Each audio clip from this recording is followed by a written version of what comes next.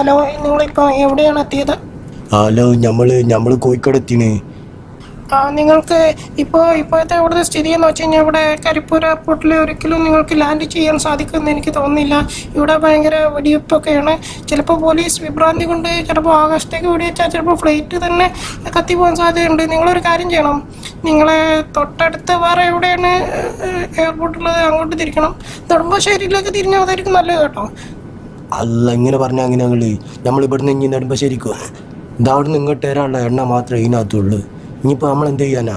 Hello, ഇവിടെ 2 വിമാനം land ചെയ്ത് കഴിഞ്ഞാൽ 3ാമത്തെ വിമാനത്തിൽ ഇറങ്ങാൻ ഇവിടെ സ്ഥലമില്ല. ഇവിടെ പൊട്ടിക്കിടക്കാണ്.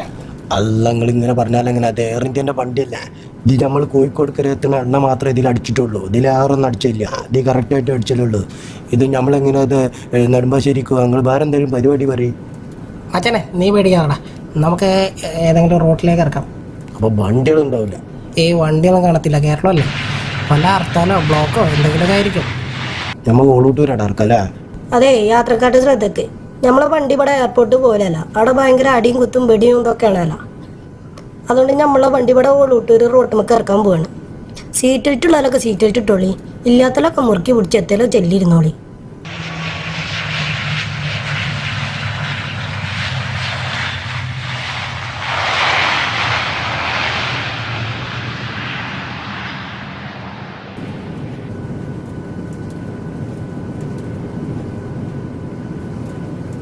പോറ്റെ കുറച്ചുകൂടി പോറ്റെ. അവൻ്റെ ഒരു മുന്നിൽ നോക്കിപ്പാ, ഇവിടെ നോക്ക് ജി ബാബാ. പോന്നോട്ടെ. ഓ, നിക്ക് സ്റ്റോ. അവനാൻ്റെ കുട്ടി അവനാൻ തന്നെ എടുത്തോളൂ. പിന്നെ അത് കാണാനില്ല രണ്ട് കാര്യം ഉണ്ടാവില്ല. കുഞ്ഞുമാനത് ഈ കാറ്റമ്മിയാണല്ലോ. ഞാൻ സൈക്കിൾ പമ്പെടുത്താ ആളുണ്ടോ ആട്ടത്ത്?